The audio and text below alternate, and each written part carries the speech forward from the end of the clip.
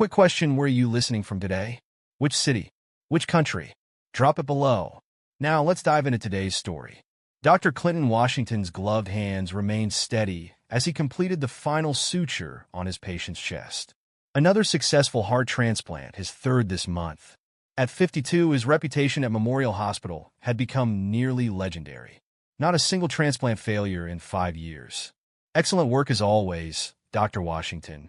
Dr. Sarah Chun, his assistant surgeon, said as they stepped away from the operating table. The way you handled that minor complication with the vessel, that was textbook perfection. Clinton nodded, his eyes crinkling above his surgical mask. Thank you, Sarah. Though I believe it's time we got you leading these procedures.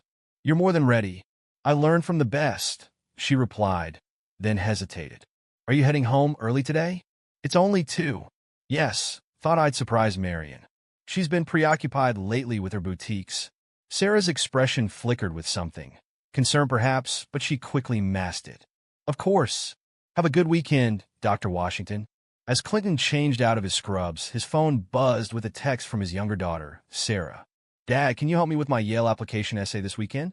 Mom's been too busy. He smiled, typing back. Of course, sweetheart. How about Saturday morning? The drive home in his Tesla Model S was peaceful, classical music providing a gentle backdrop to his thoughts. The tree-lined streets of the historic district welcomed him. Massive Victorian homes, standing as testament to old money and newer success stories like his own. Their house, a restored 1890s masterpiece, had been Marion's dream when they'd bought it 15 years ago. The garage door opened silently, and Clinton noticed Marion's Range Rover was parked inside. Strange, she usually spent Fridays at her flagship boutique downtown. As he entered through the kitchen, voices drifted from her home office. Lawrence, darling, you know I can't just leave. Yes, I know she's gone, but... No, he doesn't suspect anything. Marion's voice dropped lower, followed by a throaty laugh that Clinton had never heard before. He deliberately made noise hanging his keys, and the conversation abruptly ended. Marion emerged moments later, her perfectly highlighted hair framing an expression of practiced surprise. Clinton, you're home early. She slipped her phone into the pocket of her designer jeans. Everything okay at the hospital? Perfect transplant, he replied, studying her. At 48, Marion remained striking. Regular tennis matches and expensive skincare had preserved her beauty. But lately, there was something artificial in her smile, a coldness in her green eyes that hadn't been there before. That's wonderful, darling. She kissed his cheek, the gesture mechanical. I need to run to the store. Inventory issues. Don't wait up for dinner. Clinton watched her rush out, noticing she'd already changed purses to her evening clutch, the one she claimed was only for special client meetings. He'd seen it more frequently lately. The weekend arrived with its usual rhythm. Emma, their older daughter, came home from her boarding school sailing team practice. At 17, she was already showing Marion's beauty, but, thankfully, Clinton's warmth and integrity. Dad, did you know Mom's friend Mr. Valenzuela is building a new resort? Emma asked during breakfast Saturday morning. She showed me the plans last week when he visited the house. Clinton's hand stilled on his coffee cup. When was this? Emma suddenly looked uncertain. Maybe I wasn't supposed to mention that. Mom said it was a surprise business opportunity. It's fine, sweetheart. Tell me about your sailing competition. The conversation shifted, but Clinton filed away this information. Lawrence Valenzuela. The name tickled something in his memory.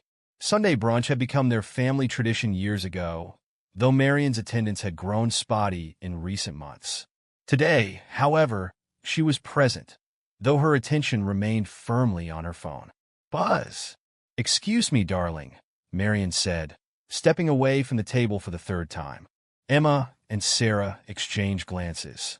Clinton pretended to focus on his Eggs Benedict, but his surgeon's trained observation skills caught every detail. Marion's flushed cheeks when she returned, the slight tremor in her hand as she reached for her mimosa, the way her phone kept lighting up with notifications she tried to hide. Finally, Marion stood abruptly. Clinton, I need to speak with you. In your study, the girls watched their parents leave, concern evident on their faces. Clinton's study was his sanctuary, dark wood paneling, leather chairs, and walls of medical texts. Marion closed the door behind them. "Listen carefully," she said, her voice carrying an edge he'd never heard before. "Lawrence lost his wife last month. He's having a difficult time, and he needs support. I'm going to stay at his Bahamas villa for a month." Clinton leaned back in his chair, face impassive. "Lawrence Valenzuela?" "Yes." Marion's chin lifted defiantly. "He's been a valuable business connection. His development company is interested in expanding my boutique chain. A month is a long time to leave the stores. Jessica can manage them." Her expression hardened. "And Clinton? This stays between us. Emma and Sarah don't need to know about this arrangement. Remember who got them those college interviews? My family's connections run deep in the Ivy League. You wouldn't want anything to jeopardize their futures, would you?" The threat hung in the air like poison. Clinton's expression remained neutral, a skill perfected through years of delivering both good and bad news to patients' families. "When do you leave?" "Tomorrow morning. Early flight." Marion turned to leave, then paused. "Don't make this difficult, Clinton. Everyone will lose if you do." After she left, Clinton sat in his study for a long time, mind working with the precision that had made him one of the top surgeons in the country. He opened his laptop, fingers flying over the keys as he searched. Lawrence Valenzuela, real estate developer, luxury resorts primarily. Several articles about his wife's passing appeared, dated 3 years ago. Clinton's jaw tightened. He moved to their home office, where Marion kept their financial documents. Years of managing hospital departments had taught him to follow paper trails. Within an hour, he discovered irregularities in their joint accounts, systematic transfers to offshore locations, dating back 18 months. His phone buzzed. "Dr. Chun." "Dr. Washington?" I've been debating whether to tell you this. Last week, I saw Mrs. Washington at Le Blanc with a man. They seemed intimate. I wouldn't mention it, but as your colleague and friend..." "Thank you, Sarah. I appreciate your honesty." Clinton's voice remained steady. "Would you recognize him again?" "Yes. Tall, Mediterranean-looking. Very expensive suit. He's been in the society pages." Lawrence Valenzuela. After hanging up, Clinton stood at his study window, watching the sun set over their manicured garden. Marion had always been ambitious, materially focused. He'd accepted that, balanced it with his own dedication to saving lives. But this level of deception... His phone lit up with a text from Emma. "Dad, can we talk? It's about Mom and Mr. Valenzuela. Come to my study, sweetheart." Emma entered minutes later, twisting her hands nervously. "Dad, I think I need to tell you something. Last month, when I came home unexpectedly from sailing practice, I saw Mom and Mr. Valenzuela in her office. They were kissing. Mom made me promise not to tell, said it would ruin everything if I did. She said she'd make sure I didn't get into Yale if I told anyone." Clinton moved to hug his daughter, feeling her tears soak his shirt. "It's okay, Emma. You did the right thing telling me. Don't worry about Yale. Your grades and achievements will get you in, not manipulation." After Emma left, Clinton sat at his desk and began to plan. Marion had underestimated him. Many people did. They saw the calm, composed surgeon and assumed he lacked steel. They forgot that his profession required not just skill, but strategy, precision, and the ability to remain clear-headed in crisis. He opened his laptop again, this time logging into their home security system. The cameras Marion had insisted on installing after a break-in 3 years ago had captured hundreds of hours of footage. He began downloading it all, particularly focusing on the days when he'd been in surgery. "She didn't corrupt you," he murmured to his screen, watching footage of his daughters growing increasingly uncomfortable around their mother's business partner over the past year. "That's her biggest mistake." In their bedroom, Marion packed for her consolation trip, humming softly. She didn't notice Clinton's methodical documentation of every item she placed in her designer suitcases. The new lingerie with tags still attached, the jewelry he'd never seen before. Monday morning arrived bright and clear. Marion breezed through breakfast, dropping kisses on her daughters' heads. "Be good for your father, girls. Mom's just helping a friend through a tough time." Clinton watched her leave, noting how she didn't look back. In his pocket, His phone contained the numbers for Irene Randolph, forensic accountant extraordinaire, and Hope Mullins, the state's most ruthless divorce attorney. "Time to play, Marion," he whispered to himself. "Let's see how your paradise holds up to reality." Sarah looked up from her breakfast. "Dad, are you okay?" Clinton smiled at his daughter, genuine warmth replacing his cold calculation. "I'm fine, sweetheart. Better than fine. Sometimes the truth hurts at first, but it's always better than illusion. Now, how about we look at those college essays?" The morning after Marion's departure, Clinton sat in his home office, phone in hand. The number on his screen belonged to Irene Randolph, his friend from Yale who'd chosen forensic accounting over medical school. He hadn't called her in years, but she answered on the second ring. "Clinton, Washington? This is unexpected." Her voice carried the same sharp intelligence he remembered. "Please tell me you haven't murdered someone and need help hiding the money trail." "Nothing so dramatic, Irene, but I do need your expertise. How's your schedule today?" "For you? Wide open. Give me an address." 2 hours later, Irene's Tesla parked beside Clinton's in the circular driveway. She emerged wearing a tailored charcoal suit, tablet in hand, looking every bit the financial bloodhound she'd become. Clinton led her to his study, laying out the financial documents he'd gathered. "Marion's been moving money. I need to know where, how much, and how long it's been happening."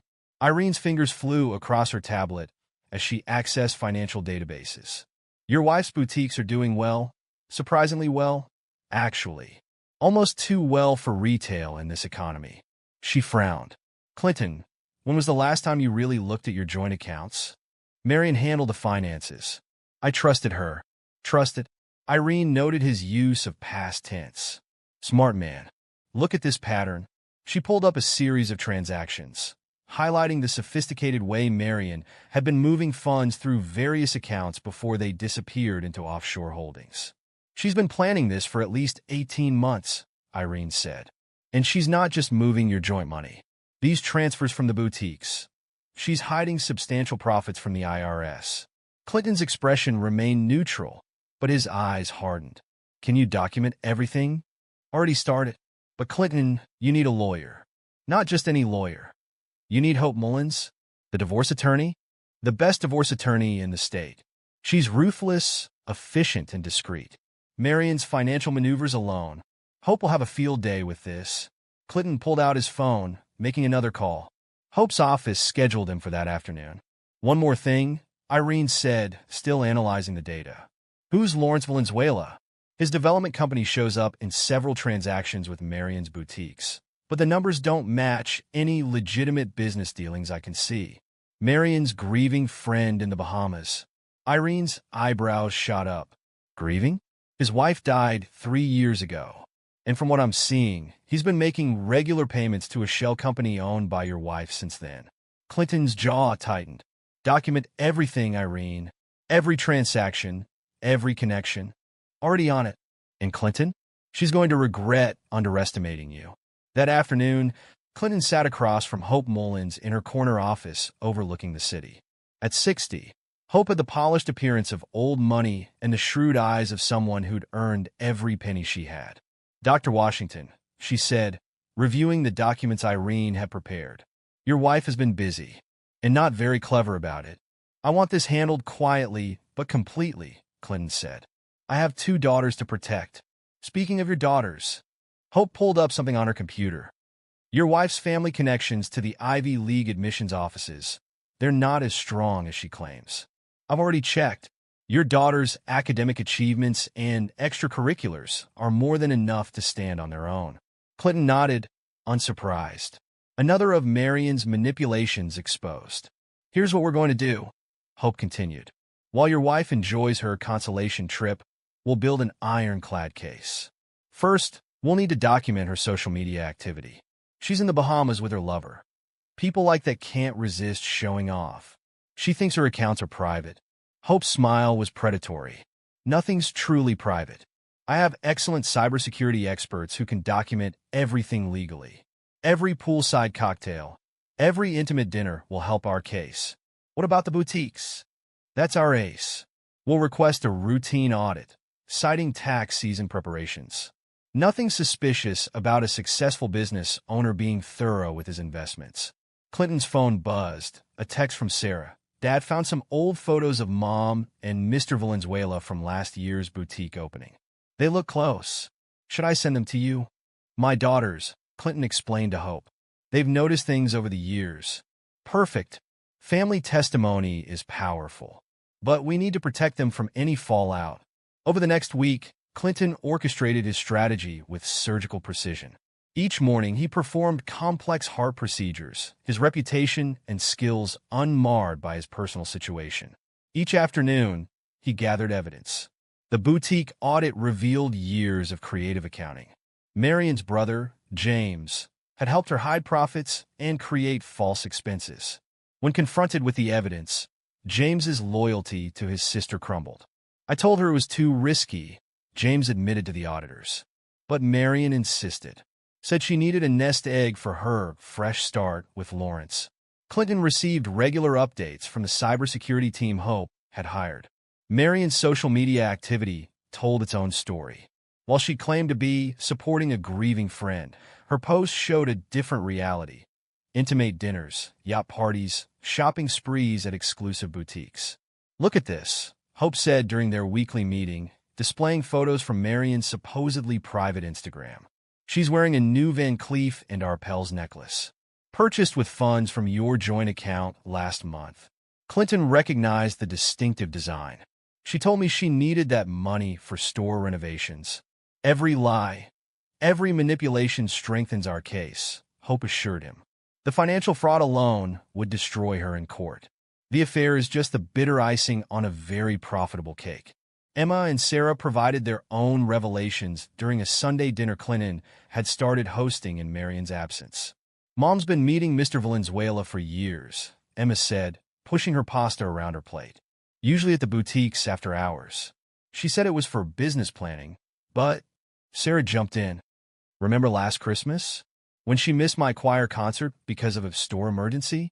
I saw her with him at Le Méridien when Jessica's family was having dinner there. Clinton listened, his heart aching for his daughter's lost innocence, but proud of their strength. You don't have to worry about Yale or any other college, he assured them. Your achievements are your own. No one can take those away. The girls exchanged glances. We know, Dad, Emma said. We've been looking at other options anyway. Schools where we can earn our way in. As the month progressed, Clinton's case grew stronger. The boutique auditors uncovered more financial irregularities. Marion's social media activity provided a daily record of her indiscretions. Her brother, faced with potential criminal charges for his role in the tax fraud, agreed to provide detailed testimony about her schemes. Irene's forensic analysis painted a damning picture. She's been building toward this for years, she told Clinton. The offshore accounts, the hidden profits, the fake business expenses with Valenzuela's company. She thought she was being clever, but she left a trail a first-year accounting student could follow. Hope compiled everything into an airtight case. When she returns, she said, she'll find her paradise was built on quicksand. In the final week of Marion's consolation trip, Clinton received an unexpected visit from Lawrence Valenzuela's ex-business partner, Michael Chen. I heard through the grapevine that you're building a case, Michael said, sitting in Clinton's study. I have something you might find interesting. He produced documents showing how Lawrence and Marion had been planning development projects together for years, using Clinton's medical reputation and connections to attract investors. They were playing a long game, Michael explained, using your credibility to build their own opportunities. Lawrence has a history of this, finding successful, respected professionals, using their spouses to access their networks. Usually ends in divorce, with the spouse getting a nice payout from the hidden business dealings. Clinton's expression remained impassive, but his fingers tightened on his desk. Thank you, Mr. Chun. This is very helpful. As Marion's return approached, Clinton prepared the final pieces of his strategy. The evidence was organized, the legal documents prepared, the financial investigations ready to launch. Everything's in place, Hope confirmed during their final meeting. The minute she returns, we'll serve her with divorce papers and the audit notices. Her accounts will be frozen pending investigation. The IRS is very interested in the tax fraud evidence we've uncovered. Clinton looked out over the city from Hope's office. She thought she was building a paradise, he said quietly. She didn't realize she was constructing her own trap. What about Valenzuela? Hope asked. He's not going to escape unscathed. Let him enjoy their last few days together, Clinton said. His development empire is built on similar schemes with other investors. Once the investigations start, he'll show his true colors. The night before Marion's scheduled return, Clinton sat with his daughters in their family room, watching them work on college applications to schools they'd chosen themselves. Dad, Sarah looked up from her laptop. Are we awful people for helping with all this? Against Mom? Clinton met his daughter's worried gaze. No, sweetheart. We're not destroying your mother. We're simply showing the truth. She made her choices. Now she has to live with the consequences. Emma closed her laptop. She thought we were her pawns, that we'd be too scared of losing her connections to stand up to her. She underestimated all of us, Clinton said. That was her biggest mistake. As he worked in his study later that night, Clinton received a text from Marion. Everything's wonderful here. Lawrence and I have such exciting plans to discuss when I return. You'll see this was all for the best. Clinton didn't respond. Instead, he reviewed the final evidence package Hope had prepared. Every document, every transaction, every photograph told the story of Marion's betrayal and manipulation. Tomorrow, her carefully constructed paradise would begin to crumble. Check, he murmured, closing the file. And soon, mate, Marion's heels clicked against the marble foyer of her Victorian home, designer luggage in tow. The month in paradise had left her glowing with confidence, bronze skin offset by an expensive white linen suit. Her smile faltered as she noticed the stillness of the house. Clinton, she called out. Emma? Sarah? No response. Just the quiet hum of the air conditioning. She wheeled her luggage toward the master bedroom, pausing at the sight of papers arranged precisely on her antique mahogany desk. The first document bore the letterhead of Hope Mullins. ESQ. Marion's manicured fingers trembled as she lifted the divorce petition. Beneath it lay IRS audit notices, bank statements, and printed screenshots of her not-so-private social media posts from the Bahamas. Her phone rang. Lawrence. Darling, I just landed. How's Dash? They know. Her voice cracked. Clinton knows everything. There are divorce papers, Lawrence, and IRS audits. Calm down. Your husband's a surgeon, not a detective. We planned for this. Marion grabbed her laptop, typing frantically to access their accounts. No. Each attempt met the same response. Account frozen, pending investigation. Her phone buzzed again. Her brother James. Marion, I'm sorry. They have everything.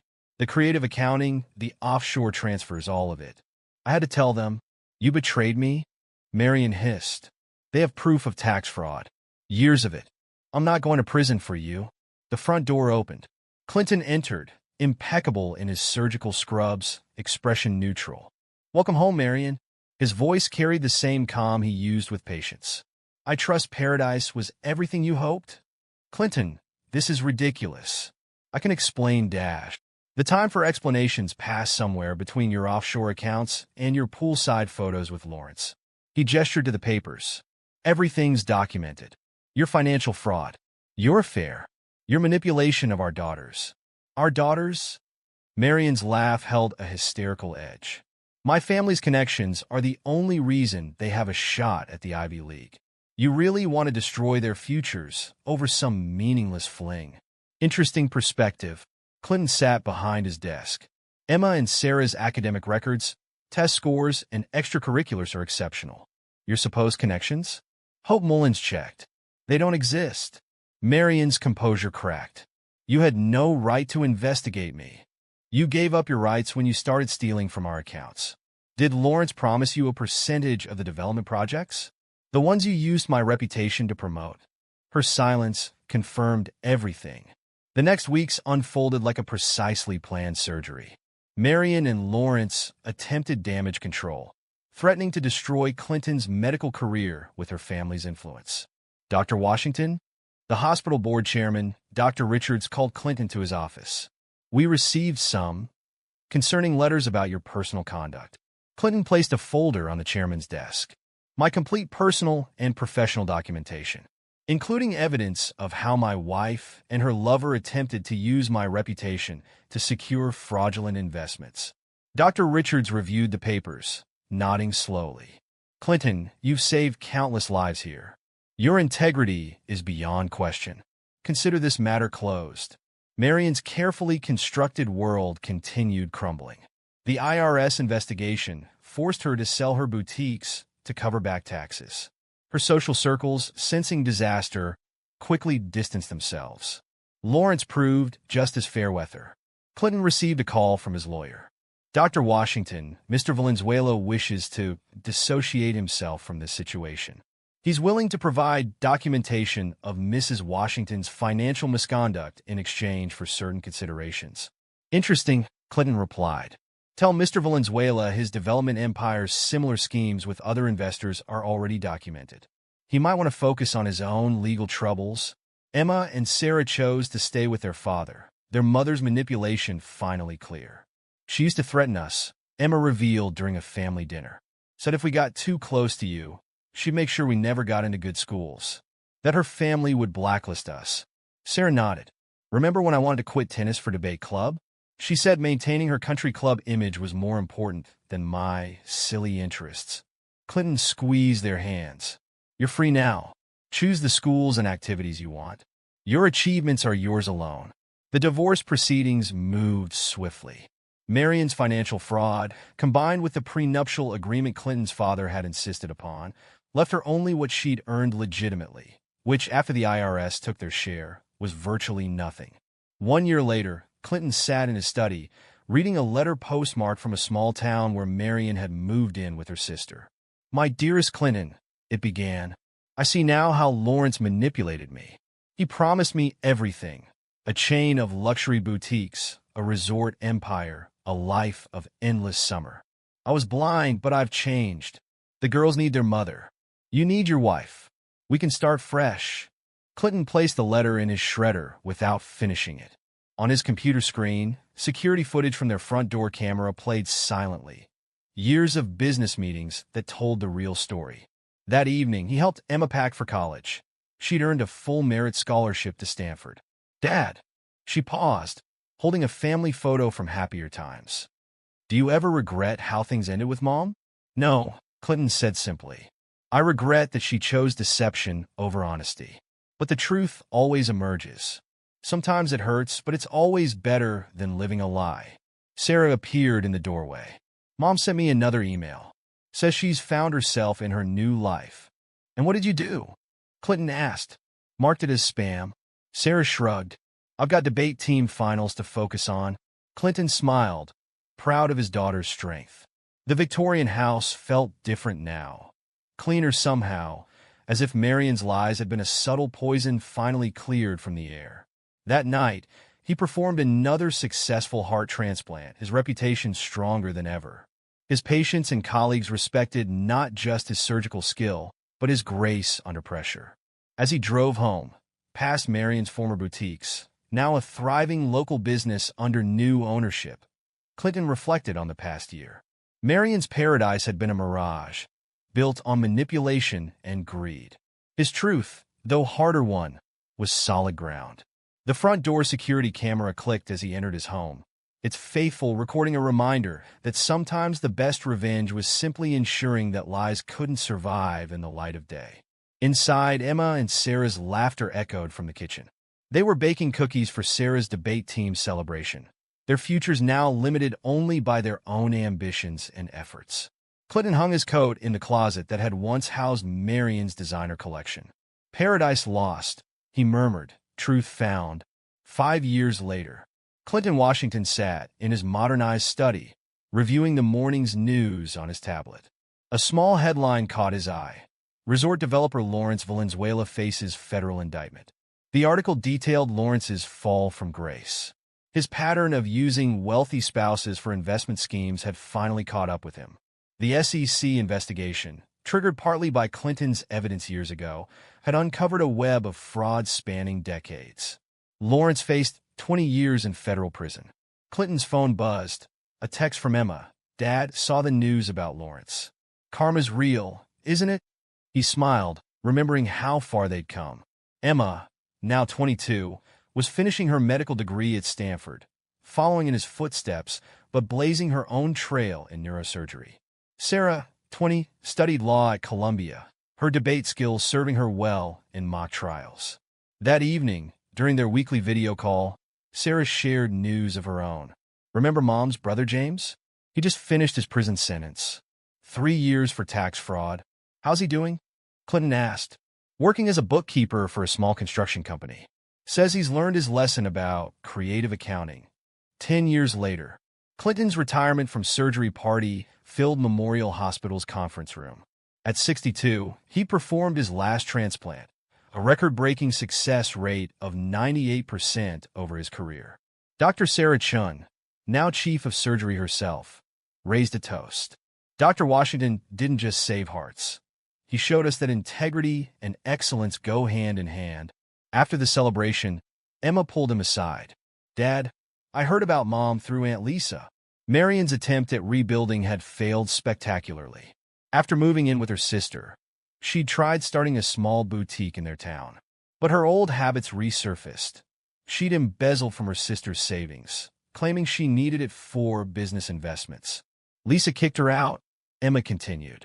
She's working as a sales clerk at a department store in Nevada. Still tells everyone she used to own a fashion empire. Clinton nodded, unsurprised. So people never learned. The years had transformed their Victorian home. Clinton had donated Marion's remaining possessions to charity, redecorating with warm, modern touches that reflected his daughter's tastes.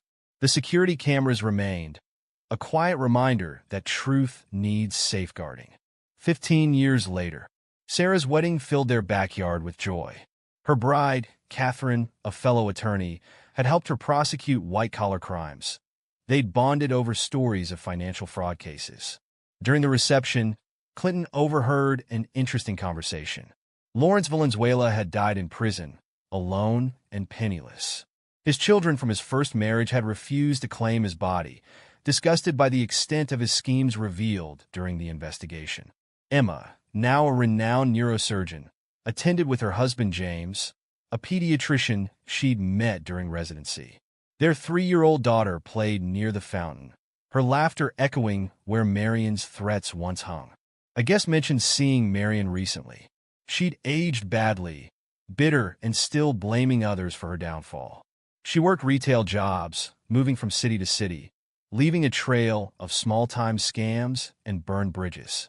She tried contacting me last month, Emma said quietly. Wanted money for a business opportunity, said she deserved another chance because she's my mother. What did you do? Sarah asked. Sent her the number for a therapist. Then blocked her. 20 years later, at 72, Clinton focused on mentoring young surgeons and enjoying his grandchildren. Emma had 2 daughters and a son. Sarah and Catherine had adopted twins. The medical wing named after him at Memorial Hospital stood as testament to his legacy.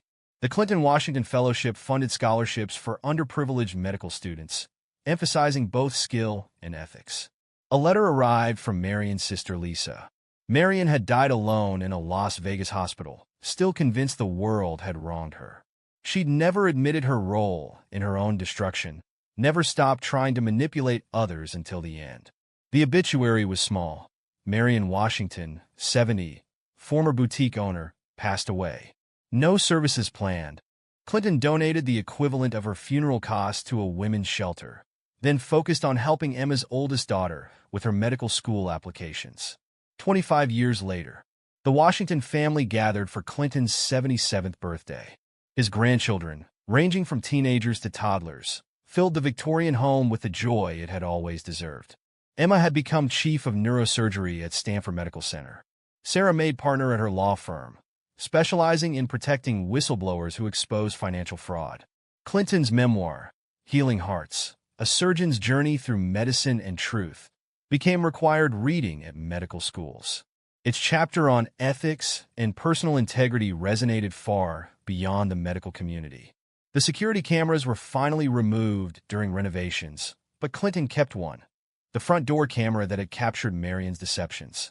He donated it to a museum of technological history, a reminder that truth finds its way to light. 30 years later, at 82, Clinton moved into a luxury senior living community near Emma's home in California. His mind remained sharp as ever, though his hands no longer performed surgery.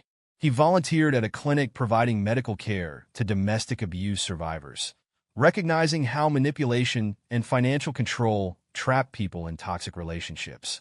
The Washington Family Foundation, established with his retirement funds, supported both medical research and programs helping people rebuild after financial fraud. Sarah's legal firm handled cases pro bono through the foundation. Final years. Clinton Washington passed away peacefully at 87, surrounded by family. His legacy lived on not just in the thousands of lives he'd saved through surgery, but in the examples he'd set. The Clinton Washington Medical Ethics Chair at Stanford. The Washington Integrity in Medicine Award. Scholarship programs at multiple universities. Legal funds for fraud victims.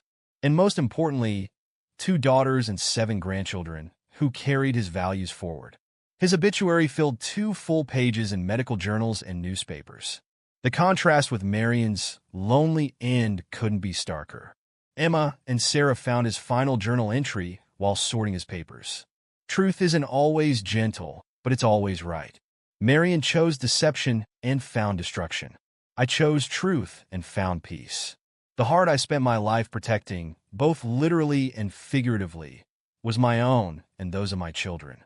Some would say revenge is best served cold. I say justice is best served with unwavering adherence to truth. Marion and Lawrence built a paradise on lies. I built a legacy on truth.